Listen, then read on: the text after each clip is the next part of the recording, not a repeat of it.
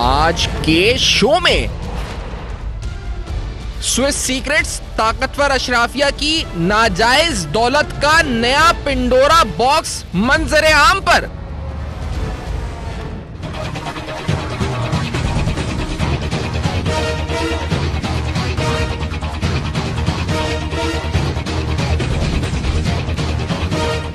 Panama leaks के बाद Swiss secrets में पाकिस्तानी शख्सियात के नाम मंजरे आम पर।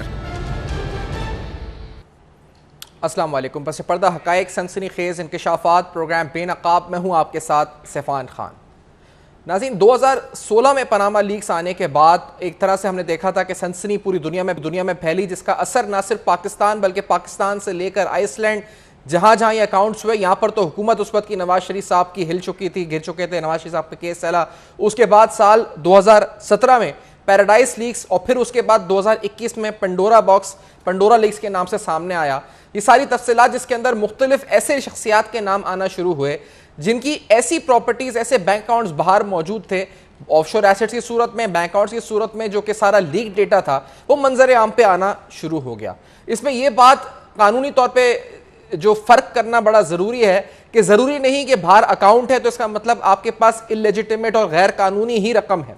लेकिन हाँ, एक वजह यह बताई जाती है कि बहुत जो पाकिस्तान में कवानीन मौजूद थे, लूप होल्स थे, जिसकी बुनियाद पे पाकिस्तान से जो अनडिस्क्लोज वेल्थ थी, यानी वो पैसा जो कि यहां पर टैक्स अथॉरिटीज को डिक्लेयर नहीं था, वो पाकिस्तान से बाहर गैर कानूनी तरीके से ले जाया गया और बहुत से ममालिक में इस तरह के अकाउंट्स और ऑफशोर हेवन्स में अकाउंट्स बनाए गए। अब जो मामला सामने आया है क्रेडिट सूस नामी एक बैंक का स्विट्जरलैंड के, जहां के स्विस सीक्रेट्स के नाम से सामने आया। Organisation for crime and corruption reporting project बाकायदा एक तंजीम इन्वेस्टिगेटिव जर्नलिस्ट की, जिनकी जानिब से यह डेटा पहले एक जर्मन अखबार को और फिर उनके इश्तराक से OCCRP ने यह डेटा मुरत्तब किया। इस डेटा के अंदर तकरीबन बताया गया कि तकरीबन 18,000 के करीब 128 ममालिक के 18,000 अकाउंट्स, तकरीबन 30,000 के करीब अकाउंट होल्डर्स शामिल हैं, जिनका तकरीबन मजमूई तौर पर जो रकम थी वो $100 अरब बनती है। ये सब कुछ स्विट्जरलैंड बैंकिंग सिस्टम में जो सीक्रेसी के हवाले से कवानीन है उसका फ़ायदा उठाकर पैसा जो है वहाँ पर रखा गया। इन डिटेल्स के अंदर जिस तरह हमने कहा कि हम रोज़ ही हैरान होते हैं, पहले जब पनामा आया, फिर पैराडाइज लीक्स आई, फिर पंडोरा लीक्स आई, कि आखिरकार कितना पैसा जो कि गैर कानूनी तौर पर, मुबैना तौर पर से बहुत सा पैसा गैर कानूनी तौर पर उस मुल्क से बाहर गया और ऑफशोर हेवन के अंदर रख दिया गया। तो एक बार फिर हम हैरान हुए कि तकरीबन $100 अरब की अमाउंट बताई गई कि जो इस वक्त पूरी दुनिया के यहाँ पर पार्क किया गया, इस सीक्रेसी का फ़ायदा उठाकर इन बैंक्स में पार्क किया गया। इसे तकरीबन 1400 के करीब अकाउंट्स पाकिस्तान से जिनका लिंक जोड़ा गया, कहा गया कि तकरीबन 600 अकाउंट्स हैं, 1400 लोग ऐसे हैं जिनके डोमिसाइल पाकिस्तान से मिलते हैं, जिनका पैसा यहाँ पर रखा गया था स्विट्जरलैंड के अंदर। इस तंजीम के हवाले से जब मैंने मजीद गुफ्तगू की, इनके तंजीम के ऑफिशियल से जो बात हुई, तो पता चला, उन्होंने बताया कि मेजॉरिटी जो पाकिस्तान से ज़्यादातर अकाउंट्स खोले गए वो साल 2004 में खोले गए, जब जनरल रिटायर्ड मुशर्रफ साहब की हुकूमत थी। पाकिस्तान से बहुत सा पैसा बाहर गया। यूं पहला अकाउंट तो कहते हैं 1983 के करीब लगभग खुला था जो स्विट्जरलैंड में पाकिस्तान से स्विस क्रेडिट सूस के अंदर, लेकिन साल 2004 में सबसे ज्यादा अकाउंट्स खोले गए। दूसरी अहम बात इन 600 अकाउंट्स के बारे में जो अहम तरीन वो ये है कि इनमें मेजॉरिटी लोग ऐसे हैं जिन पर कोई ना कोई नैप का केस, कोई ना कोई फाइनेंशियल फ्रॉड का केस, कोई ना कोई FBR की इनकम टैक्स के हवाले से इंक्वायरी या इसी तरह की कोई FIA की मनी लॉन्ड्रिंग के हवाले से इंक्वायरी चल रही थी। यानी ये 600 नामों में 600 अकाउंट्स के अंदर बहुत से मेजॉरिटी नाम ऐसे हैं जिनकी अगर डेमोक्रेटिक चेक करें तो इन पर नैप के केसेस रह चुके हैं, फाइनेंशियल फ्रॉड के केसेस रह चुके हैं। तो ये बड़ा इंपॉर्टेंट है और इसमें बहुत से ऐसे नाम भी सामने आए हैं जिनके खिलाफ नैप के रेफरेंसेस मौजूद थे, नैप को रकम जमा करा चुके थे, प्ली बार्गेन में जा चुके थे, लेकिन यहाँ की इन्वेस्टिगेटिव अथॉरिटीज को भी उन्होंने अपने एसेट्स के बारे में, जो एसेट्स अंडर स्क्रूटनी थे, उनके बारे में गुमराह किया और सही जो वैल्यूज थी उन एसेट्स की उससे उन इन्वेस्टिगेटिव अथॉरिटीज को आगाह नहीं किया। ऐसे बहुत से केसेस हैं जिनके बारे में हम आपको बताएंगे। जो इसके अंदर दूसरी अहम बात जो हमने देखा सामने आई कि तकरीबन पूरी दुनिया की 15 खुफिया एजेंसीज के सरबराहों के, साबका सरबराहों के नाम भी इसमें शामिल थे। इसमें हमने देखा इंपॉर्टेंट नाम उर्दन के साथ खैर साहब का था, जिन पर कहा गया था जी कि अमेरिका के अहम इत्तेहादी थे। इन पर इल्ज़ाम था कि तेल की स्मगलिंग के हवाले से, और साथ साथ एक इल्ज़ाम यह भी था कि कैदियों पर तशद्दुद तशद्दुद किया था। 2005 में जब ये अपनी नौकरी से फारिग किया गया था, उस वक्त तक इनके अकाउंट में बताया गया कि तकरीबन $21 मिलियन इस स्विट्जरलैंड के अकाउंट में पड़े हुए थे। इसी तरह यमन के जो सरबराह थे साल 2000 में, यमन की खुफिया एजेंसी के, उनका अकाउंट तकरीबन कहा गया 1999 में खुला, $3.7 मिलियन इस अकाउंट में मौजूद थे। मिस्र के एक सरबराह का अकाउंट तकरीबन 63 स्विस मिलियन जो स्विस फ्रैंक्स हैं मिलियन वहां पर मौजूद थे। इसी तरह हुस्नी मुबारक और उनके औलाद, उनका जिक्र है इस फहरिस्त के अंदर मौजूद है, उनके अकाउंट्स का जिक्र है। वेनेजुएला के इस वक्त कुछ खुफिया और उनके जो फोर्सेस के सरबराहान का जिक्र है। पाकिस्तान के जनरल रिटायर्ड अब्दुल अख्तर रहमान का इसमें जिक्र आता है। लेकिन इस पूरी सूरत हाल के अंदर आज कानून के हवाले से बात भी करेंगे कि आखिरकार हमने इतनी लीक्स देखी हैं, पनामा लीक्स, इसके अलावा paradise leaks, Pandora box, Swiss secrets, ये पैसा जो पाकिस्तान से बाहर गया, कि ये पैसा पाकिस्तान वापस आ भी सकता है या नहीं आ सकता। इससे बहुत से केसेस ऐसे हैं जो नैब में, जैसे मैंने आपको बताया, तो हमने नैब से भी तफसीलात इकट्ठी की हैं। ऐसे बहुत से रेफरेंसेस हैं जो नैब में रेफरेंसेस और प्ली बार्गेन हो चुके थे। वो कौन से केसेस हैं जो इसमें भी जिनका नाम है, जिनके खिलाफ नैब के रेफरेंसेस भी थे।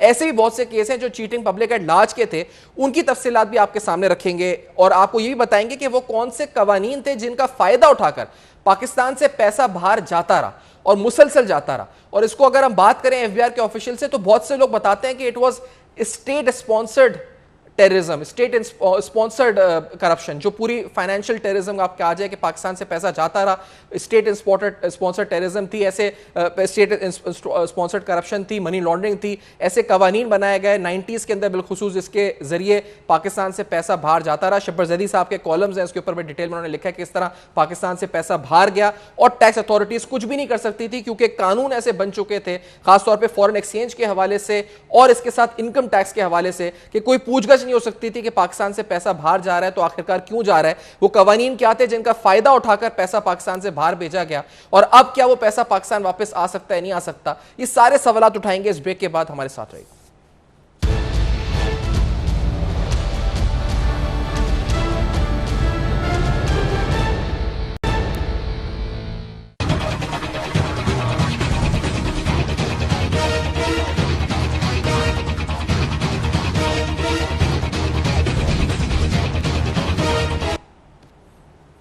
Welcome back. आप देख रहे हैं बेनकाब, और आज बेनकाब में तस्वीरें आपके सामने क्रेडिट सूस, स्विस सीक्रेट्स के नाम से आने वाला एक और पंडोरा बॉक्स। इससे पहले Pandora leaks, paradise leaks, Panama leaks साल 2016, 17, 21 और अब 2022 में आने वाले स्विस लीक्स।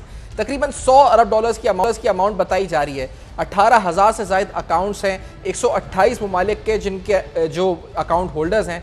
पाकिस्तान से तकरीबन 1400 अफराद के नाम जोड़े जा रहे हैं, 600 अकाउंट्स हैं और तफसीलात काफ़ी सनसनीखेज हैं। जिस तरह मैंने कहा कि ज़्यादातर अकाउंट्स कहा गया कि साल 2004 में खुले स्विट्ज़रलैंड में, जब यहाँ पर जनरल रिटायर्ड परवेज़ मुशर्रफ साहब की गवर्नमेंट थी।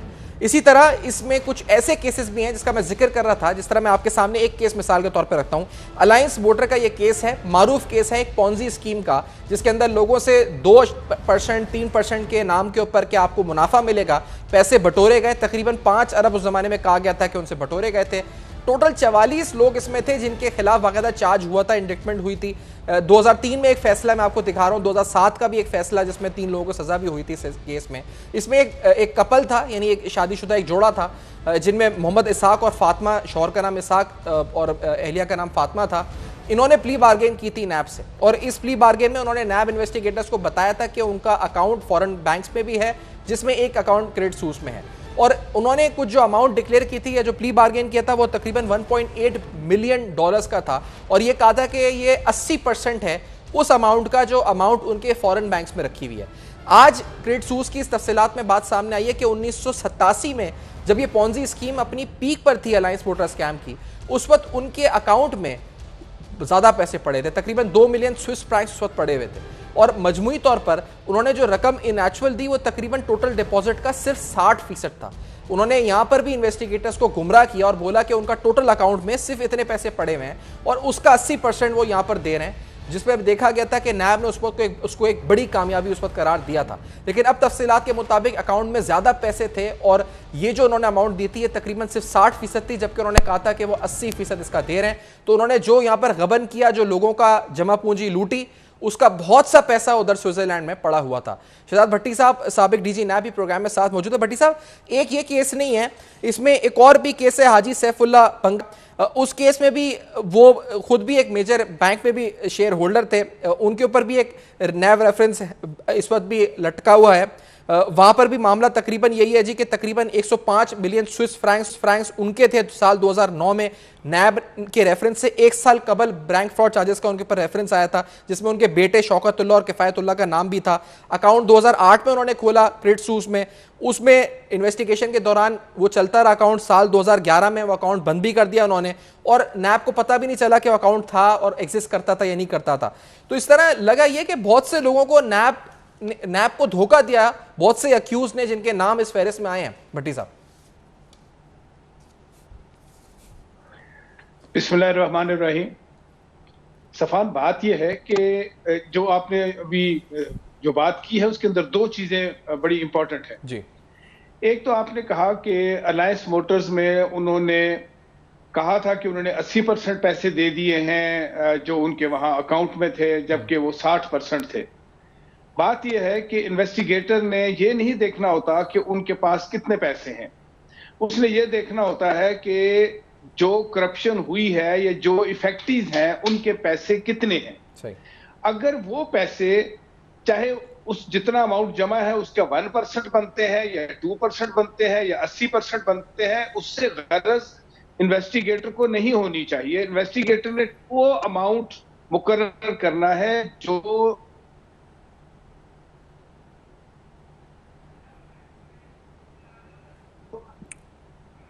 मुनाफा कमाया है वो सारा मिला के इन्वेस्टिगेटर टोटल कोर्ट को बताता है कि इतने पैसे बनते हैं। अब दूसरी बात की तरफ आते हैं। देखिए, कोई शख्स अगर अपना अकाउंट वहां खोलता है तो आपको मालूम होना चाहिए कि वहां के बैंक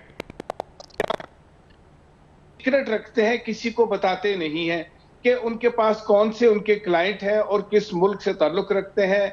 ना ही ये पता चलता है कि वो जो पैसा उनके पास गया है वो लीगल है या इलीगल है, करप्ट मनी है या किसी के हलाल के पैसे हैं। अब नैब को धोखा देने की बात तो यह है कि नैब ने तो म्यूचुअल लीगल असिस्टेंस के तहत ही पूछना है किसी से कि क्या आपके पास कोई ऐसा अकाउंट है हमारे इस शख्स के मुतल्लिक या इस शख्स के कोई अकाउंट्स हो। अब वो दूसरी हुकूमत, दूसरे बैंकिंग लॉज, दूसरी गवर्नमेंट के कानून के मुताबिक आपको इंफॉर्मेशन आनी है। आपके हाथ बंधे हुए हैं। अच्छा, आप वहां से जाके भट्टी साहब ये भी बताएं, जैसे पाकिस्तान के अंदर भट्टी साहब हम यहाँ पे ये सुनते आ रहे हैं, यहाँ पे ग्रे लिस्ट होती है, ब्लैक लिस्ट होती है, यहाँ पर हम फंस चुके हैं मनी लॉन्ड्रिंग के हवाले से, टेररिज्म फाइनेंसिंग के हवाले से, फैक्टिव की रेगुलेशंस के हवाले से बार बार उनकी जो टास्क होती हैं उसको पूरा करने की कोशिश करती रहती है हमारी हुकूमत। तो ये स्विट्जरलैंड के अंदर ये इतना बड़ा फाइनेंशियल स्कैम ही चल रहा था जो और बिलखुसूस बाज़ जंगों के बीच में जो पैसे आए हैं वहाँ पर आप देखें, वहाँ पे मुख्तलिफ खुफिया एजेंसी के सरबराह 15 ममालिक 14 ममालिक के, उर्दन है, यमन है, उसके अलावा और दीगर ममालिक हैं, इतनी मुबारक हैं, उनके पैसे जो बाहर से आ रहे थे यहाँ आ रहे थे, इन बैंक्स में रखे जा रहे थे। सीक्रेसी के नाम पर उन्होंने एक पैरेलल बैंकिंग सिस्टम एक तरह से बनाया हुआ था जहाँ ज़्यादातर करप्शन का पैसा जा रहा था। कोई पूछने वाला भी नहीं है, ना कोई ग्रे लिस्ट बनी, ना कोई ब्लैक लिस्ट बनी। ये क्या माजरा है? देखिए, अगर आपको इल्म हो कि आज ये खबर भी चल रही है प्रिंट मीडिया में जी कि यूरोपियन यूनियन ने इस बात के ऊपर कुछ अपने कमेंट्स दिए हैं कि कोई एक्शन लिया जाना चाहिए स्विट्जरलैंड गवर्नमेंट के अगेंस्ट कि जी ये इस तरह जो पूरी दुनिया से ब्लैक मनी वहां जाती है। लेकिन दूसरी तरफ ये भी जहन में रखिए कि ये सिर्फ स्विट्जरलैंड नहीं है, अब बहुत सारे ममालिक में, इवन पाकिस्तान के जो करप्ट पैसा है जो बाहर गया हुआ है, चाहे वो बरतानिया में गया हो, चाहे वो किसी और मुल्क में गया हो, उसको पाकिस्तान को वापस लाने में बहुत डिफिकल्टी है। इतनी डिफिकल्टी है कि आप उसको नामुमकिन के करीब करार दे सकते हैं। उसकी वजह यह है कि वो पैसा उनकी इकोनॉमी में शामिल हो चुका होता है।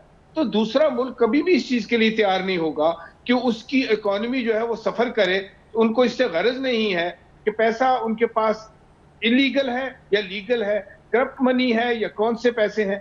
उनको इस चीज से गरज है कि उनकी इकोनॉमी को वो स्टेबल कर रहा है। अगर आज वो पैसा देना शुरू कर दें तो उनकी तो सारी बैंकिंग सिस्टम, उनकी इकोनॉमी कोलैप्स कर जाएगी। कि सारा वही पैसा है, सारी दुनिया से आया हुआ है स्विट्जरलैंड के अंदर। उन्होंने शुरू से ऐसे ही लॉज बनाए भट्टी साहब, ये भी सीक्रेट रखा इनके जो OCCRP है, जो organise crime and corruption reporting project है, जिन्होंने ये डेटा लीक किया है, जो डेटा ऑर्गेनाइज करके बाकायदा फराहम किया सारा, वो बता रहे हैं कि ज़्यादातर जो 600 अकाउंट्स पाकिस्तानी हैं वो ज़्यादातर साल 2004 में खुले हैं। ज़्यादातर जो पैसा यहाँ पे स्विस अकाउंट्स खुले हैं वो क्रेडिट सूज में साल 2004 में, जब जनरल मुशर्रफ की हुकूमत थी, जब खुले हैं। तो क्या वजह क्या थी उस वक्त? क्या लॉज आसान थे उस वक्त? ज़्यादा पैसा था करप्शन का यहाँ पर, या ज़्यादा पैसा आ रहा था, इन्फ्लोस थे तो ज़्यादा पैसा बाहर रख रहे थे लोग? क्या वजह क्या थी आपको लगता है साल 2004 में जो ज़्यादा अकाउंट्स खुले? अगर आप देखें जो रिपोर्ट आ रही है उसके अंदर जो पीरियड और जो इंस्टेंसेस आ रहे हैं वो ऐसे ही आ रहे हैं कि जब भी कोई एड आई है पाकिस्तान में जी, किसी भी सूरत में, चाहे वो जल्जले के अगेंस्ट एड आई है पाकिस्तान में तो उसमें भी पैसा आता है, बहुत ज्यादा डोनेशंस आती हैं बहुत ज्यादा, और वो बाज़-औक़ात अकाउंट फॉर सही तरीके से नहीं होती। इसी तरह जब अफगानिस्तान की जंग हो रही थी और मुजाहिदीन को मदद कर रहे थे, उस वक्त भी पैसा आ रहा था पाकिस्तान को। और ये आता, इसीलिए आपने देखा कि सीक्रेट एजेंसीज का नाम आ रहा है, चाहे वो इजिप्ट हो, चाहे वो जॉर्डन हो, चाहे वो कोई और कंट्री हो, क्योंकि पैसा जब इनको मिलता है तो फिर वो डेफिनेटली वो ब्लैक मनी के तौर पर आता है, क्योंकि वो नजर नहीं आ रहा होता, ट्रांसपेरेंट नहीं होता। तो वो उसमें से अगर कोई पैसा जो है वो चोरी हो जाता है, यानी करप्ट हो जाता है, तो वो तभी वो पैसा जाता है। अब 2004 में भी आप देखें कि पाकिस्तान के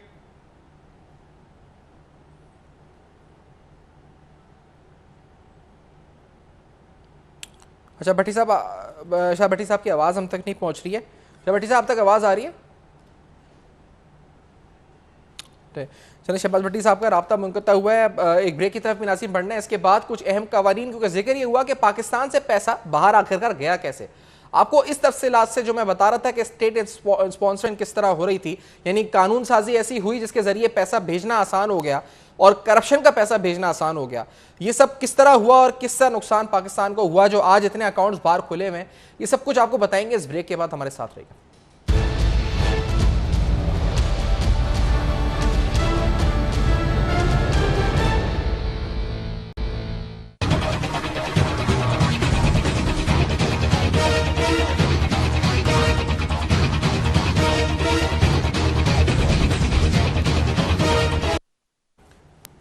वेलकम बैक। आप देख रहे हैं बेनकाब, और आज बेनकाब में आपके सामने एक और लीक सामने आई है, स्विस लीक्स के नाम से, स्विस सीक्रेट्स के नाम से। तफसीलात हैं, सनसनीखेज तफसीलात हैं। पाकिस्तानियों का पैसा पाकिस्तान से बाहर गया है। बहुत से लोग ऐसे जिन पर नैब के केसेस हैं। कुछ रेफरेंसेस जिनका तस्करा मैंने इस ब्रेक से पहले किया कि रेफरेंस ऐसा हुआ कि रेफरेंस फाइल हुआ, यहाँ पर उन्होंने शो किया कि उनके पास कम पैसा पड़ा है बाहर, लेकिन इन एक्चुअल वहाँ के अकाउंट में पैसा ज़्यादा पड़ा था। यहाँ कम पैसा जमा करा है नैब के प्ली बार्गेन में और वहाँ पैसा सिक्योर है। अलायंस मोटर स्कैम तफसील मिसाल के तौर पर एक स्कैम आपके सामने रखा है। अब सवाल ये बनता है कि पाकिस्तान से पैसा बाहर जाता कैसे, और ये बड़ा इंपॉर्टेंट सवाल है क्योंकि यहाँ पर कानून साजी ऐसी हुई। मैं आपके सामने इस वक्त साबिक चेयरमैन FBI शहबाज ज़ैदी साहब की किताब से ही आपको पढ़ के सुनाता हूँ, जिसमें वो लिखते हैं जी कि protection of economic reform act जो आया 1992 में, उस कानून के बारे में वो लिखते हैं कि इन सिंपल टर्म्स उस कानून आने के बाद the foreign exchange laws during that time operated in a hilarious manner, यानी एक मजाक बन गया था फॉरेन एक्सचेंज का कवानीन पाकिस्तान के अंदर। इन फॉर एग्जाम्पल, मिसाल के तौर पर, if I wanted to send $1 million outside for my genuine business और नॉन बिजनेस पर्पस, यानी अगर मैं $1 million कानूनी तरीके से अगर भेजना चाहता, यानी अपने जेन्युइन कारोबारी या पर्सनल मकसद के लिए, तो वो it was virtually impossible to get a permission which is required under the foreign exchange act 1947।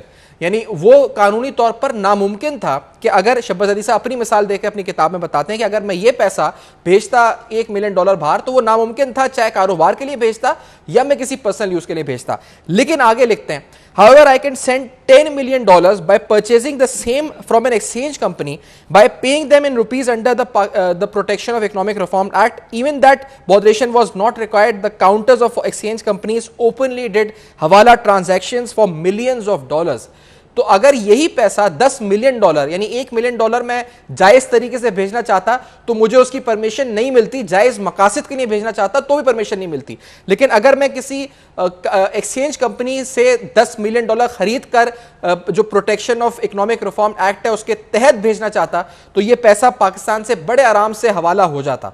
और इसी तरह से उन्होंने कहा कि हवाला ट्रांजैक्शंस हुई मिलियंस ऑफ डॉलर्स की उनके काउंटर से जो एक्सचेंज कंपनीज हैं। इस किताब में उन्होंने तस्करा किया, यानी पाकिस्तान से पैसा गया। फिर एक और कानून जो बना वो सेक्शन 111 क्लॉज 4 है इनकम टैक्स ऑर्डिनेंस साल 2001 का, जिसके मुताबिक all money sent from abroad, यानी जो पाकिस्तान पैसा आता था बाहर से, was made immune from any inquiry about sources, यानी एक तरह से उसको बिल्कुल छूट मिल गई थी कि कोई सवाल नहीं पूछ सकता कि वो पैसा कहां से आया है, उसकी सोर्स क्या है और वो पैसा क्यों आया है। They were declared and treated as if they were tax paid sums, यानी वो डिक्लेयर ऐसा ट्रीट हो जाता था कि वो डिक्लेयर्ड हैं और उस पर तमाम टैक्स अदा कर दिया गया है। और इस वजह से 1992 और साल 2021 के दरमियान जो इम्यूनिटी हासिल थी, बहुत सा पैसा बाहर गया और बहुत सा पैसा इसी तरह रेमिटेंसेस की सूरत में बाहर आया और कोई पूछने वाला नहीं था। आज ये नाम सामने आ रहे हैं, ये फहरिस्तें सामने आ रही हैं कि इसके इतने पैसे थे, इसके इतने पैसे थे, फला फंड का पैसा, फला एड का पैसा। मेरे साथ आरिश चौधरी एडवोकेट साहब भी प्रोग्राम में मौजूद हैं। आरिश चौधरी साहब, कानूनी तौर पर शहजाद अकबर साहब ने कोशिश, म्यूचुअल लीगल असिस्टेंस अवेलेबल है, दीगर फोरम्स हैं, अभी मुसद्दिक अब्बासी साहब हैं, क्या ये पैसा वापस पाकिस्तान आ सकता है? बहुत शुक्रिया। बात यह है कि पैसा तो उस सूरत में वापस आएगा कि अगर इसे वापस लाने वाले खुद इसमें मुलव्वस ना हो। यहाँ तो आपने देखा कि कौन कौन लोग हैं और कानून जो बनता है वो उन लोगों को तहफ़्फ़ुज़ फराहम करने के लिए उस पर्सन स्पेसिफिक और इंडिविजुअल स्पेसिफिक जो है वो कानून बनते हैं। जब उनका काम निकल जाता है फिर वो कानून तब्दील हो जाते हैं। तो इस तरह अगर ये शहजाद अकबर साहब कोई यानी उनके पीछे कोई ऐसी कुव्वत होती और वाकई ही हुकूमत संजीदा होती तो पैसा वापस तो आ सकता था। लेकिन आप नाम दिए देख रहे हैं, जब अपने इनकी कैबिनेट में बैठे हुए लोग जो हैं उनका नाम आ रहा है तो फिर उसके बाद क्या होगा। और फिर इतने बड़े नाम आ रहे हैं, जर्नलों के नाम आ रहे हैं जिनके नाम लेते हुए पर जलते हैं। और आपने देखा कि ये जो अभी कानून ये बना में तरमीम ये कर रहे हैं वो किस लिए कर रहे हैं, और कोई वजह नहीं है। वजह सिर्फ ये है कि भाई आप फौज का नाम लेकर, जुडिशरी का नाम लेकर ये कहते हैं कि जनाब उनका तौहीन उनकी हो रही है। जहाँ तक फौज और जुडिशरी का ताल्लुक है, यानी इदारों का ताल्लुक है, लोग आम लोग उनका बहुत एहतराम करते हैं। और ख़ास तौर पर जो जज साहबान यानी कौम की खिदमत कर रहे हैं या जर्नैल साहबान, उनका नाम एक नाम है, वो इज्जत उनको है। ये तहफ़्फ़ुज़ उन लोगों को देने की कोशिश कर रहे हैं जो पाकिस्तान को लूट रहे हैं। और अगर कोई उसका जिक्र करते कि जनाब वो लूट गया, उसने ये कर दिया, तो फिर वो कानून के शिकंजे में आएगा। तो कानून यहाँ बुनियादी तौर पर लेकिन ये बताएं आरिफ चौधरी साहब, ये जो कानून साजियां हुई पाकिस्तान में, जिसका मैं जैसे जिक्र कर रहा हूँ, जैसे पीरा एक्ट है 1992 की, जिसके तहत पाकिस्तान से पैसा गया बाहर, कोई पूछ नहीं सकता था, मनी एक्सचेंज के थ्रू गया। 2018 तक ये कानून रहा। 1992 से लेकर साल 2018 तक कितनी सियासी हुकूमतें आई, कितनी डिक्टेटरशिप्स भी, जनरल मुशर्रफ साहब की हुकूमत आई। तो ये तो सब हुकूमतों ने अपना फ़ायदा देखा, इन सबका मफाद था। इसका मतलब इसमें नवाज शरीफ साहब आए, इसमें बेनज़ीर भुट्टो आई, इसमें जनरल मुशर्रफ आए, फिर पीपल्स पार्टी आई, फिर नून लीग आई। साल 2018 में जाके इस बारे में कोई कानून साजी में रद्दोबदल हुआ, वरना तो 1992 से 18 तक कोई पूछने वाला नहीं था कि पैसा जा रहा है बाहर, किस तरह जा रहा है, हवाला हो रहा है, हुंडी हो रहा है, और पैसा जाता रहा। सफियान, देखते लोग सब कुछ यही हैं जो हुकूमत में आते हैं कि पहले तो उनके ज़हन में होता है कि बाज़ लोग जेनुअनली भी सोचते हैं कि कुछ किया जाए, लेकिन जब वो देखते हैं कि इतने बड़े ताकतवर लोग इसमें शामिल हैं और हम कुछ नहीं कर सकते, तो उसके बाद वो खुद भी इसमें शामिल हो जाते हैं। और आपने देखा कि आपने भी वो पढ़ा होगा कि वो कहते हैं जनाब जनरल अख्तर अब्दुर्रहमान के बेटे कि जनाब हमारा जो कारोबार इतना बड़ा है तो उससे लोग जेलस हैं। यानी और इसी तरह जो सलमान शहबाज हैं और नवाज शरीफ के साहबजादे हैं, वो भी कहते हैं जी हमारे कारोबार से लोगों को बड़ी तकलीफ होती है, जी हमें कारोबार करने में आप क्यों परेशान होते हैं। कारोबार नहीं है, पाकिस्तान का कारोबार डूब गया है, पाकिस्तान में कोई कारोबार नहीं हो रहा। इनके कारोबार जो सिर्फ पाकिस्तान का आम आदमी का टैक्स रेवेन्यू जो छुपा के जो बाहर ले जाते हैं उससे उसे ये कारोबार कहते हैं।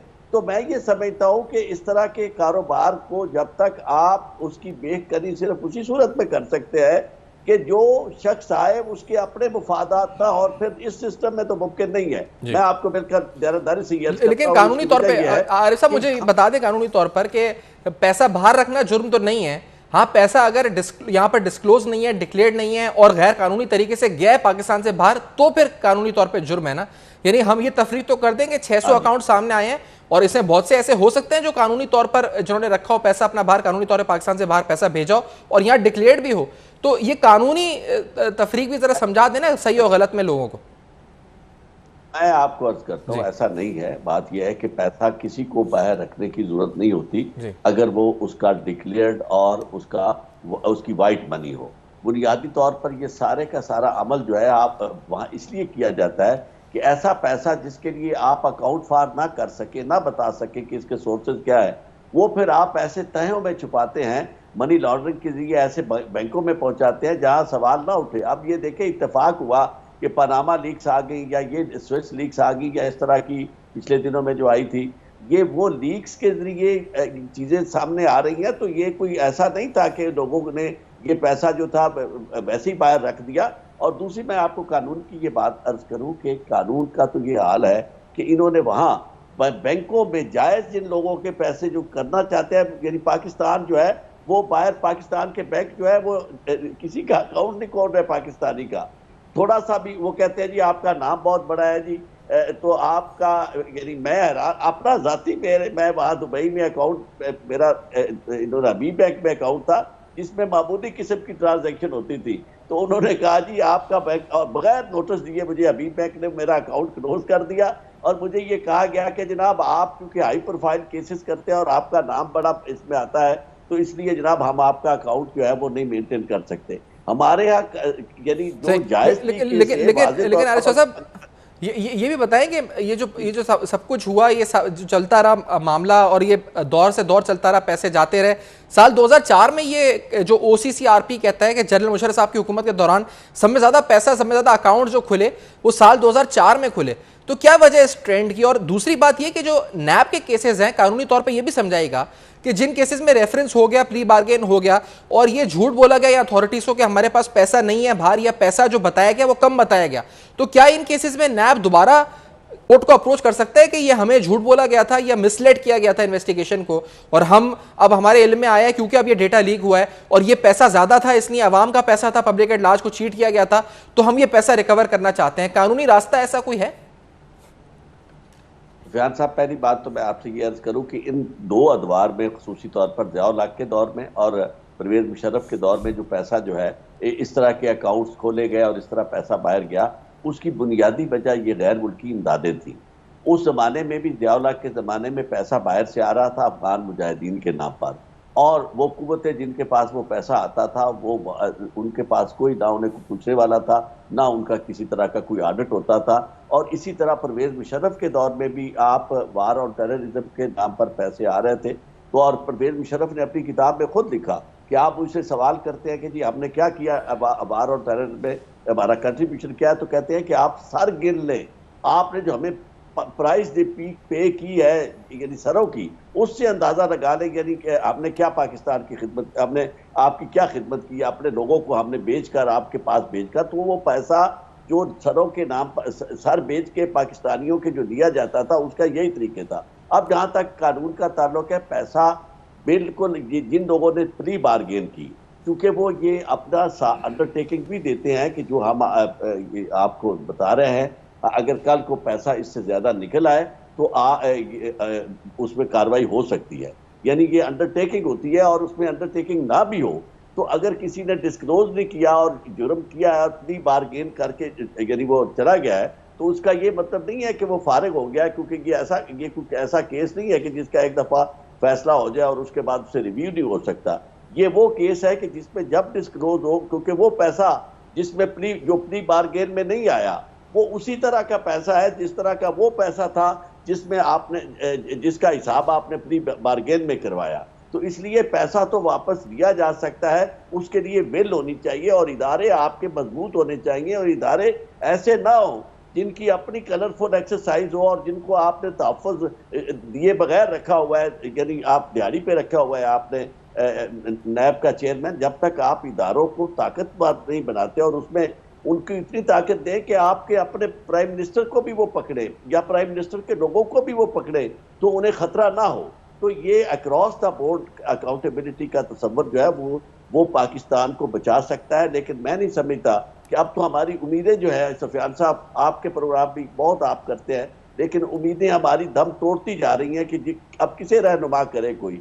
हर शख्स इसमें मुलव्वस है, हर शख्स यानी चाहे वो गवर्नमेंट इस मौजूदा गवर्नमेंट में है या साबिक गवर्नमेंट में लोग थे, सबके साथ मिलकर ये तुले हुए हैं कि जिसके पास यानी ताकत है वो अपना जोर आजमा रहा है। मैं आरिश साहब का बहुत बहुत शुक्रिया अदा करूंगा, आपने वक्त दिया, प्रोग्राम में ज्वाइन किया, जो बात है इस पर बात करी, इस हवाले से पैसा बाहर गया कैसे और क्या वो पैसा कानूनी तौर पर वापस आ सकता है। और सब में ज़रूरी सवाल ये था कि रेफरेंस के हवाले से जो जमा हो चुके हैं, जो प्ली बार्गेन भी हो चुका है, क्या उसको दोबारा से रिवाइज किया जा सकता है, क्योंकि अब नई इंफॉर्मेशन आ गई है। कानून क्या कहता है इस बारे में जाना आरिश चौधरी साहब से। इस ब्रेक के बाद प्रोग्राम को कंक्लूड करेंगे, हमारे साथ रहिएगा।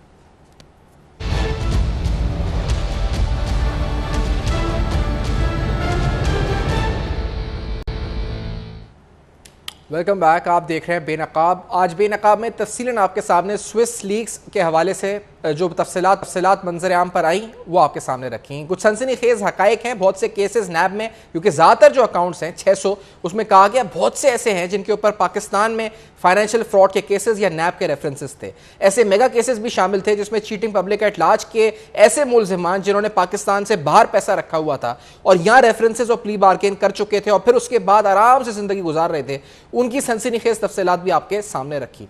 इस उम्मीद के साथ कि इससे पहले पनामा लीग्स, फिर पैराडाइज लीग्स, फिर पंडोरा लीग्स और अब स्विस लीग्स, शायद ये पैसा वापस आ सके या शायद तरह के कानून साजी हो सके कि आइंदा ऐसा पैसा वापस ना जा सके। इस उम्मीद और इस दुआ के साथ अपना फीडबैक आप दे सकते हैं हमारे फेसबुक, ईमेल्स और ट्विटर पर देखते रहेगा। अब तक अपना बहुत ख्याल रखिएगा।